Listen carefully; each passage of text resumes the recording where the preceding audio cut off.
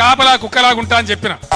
అంటే కుక్కలు పాడవాడు అడ్డమైన కుక్కలన్నీ మా దగ్గరనే దాపరమైన ఈ కుక్కలు కుక్క పాడవాడు. ఈ కుక్క ఎక్కడ వాయిన ఈ కుక్క ఎవరిదిరో ఈ కుక్క ఎవరయ్యా కుక్క వచ్చిందండ్రి. నేను కాపలా కుక్కలాగుంటా అని చెప్పిన. వచ్చి నీ పాడుగా నువ్వా సారు కుక్క అనుకున్నావు, నువ్వు ఏమనుకోకు సారు. నేను ఎప్పటి నుంచో చెప్తా ఉన్నా. ఏందది? ఒక దళిత నాయకుడినే ముఖ్యమంత్రి చేస్తామని చెప్పి కేసీఆర్ ప్రకటించాడు. ఏది చేయకపోతివా మరి? నేను చెప్పినా అంటే తల నరుక్కుంటా కానీ ఆ మాట తప్పను. ఏతుల ఎంకి ఎక్కెక్కి పాడంగా కోతుల పోసేయ కోసుకుంటానడంట. రేపటి తెలంగాణ రాష్ట్రానికి దళిత నాయకుడే ముఖ్యమంత్రిగా ఉంటాడు. ఇప్పుడు చెప్పిన శాస్త్రం అర్థం కాలేదా నీకు? నేను ఎప్పటి నుంచో చెప్తా ఉన్నా. ఈ జూట మాటలు కాదు, ఆ చెమట దూడ్చుకో.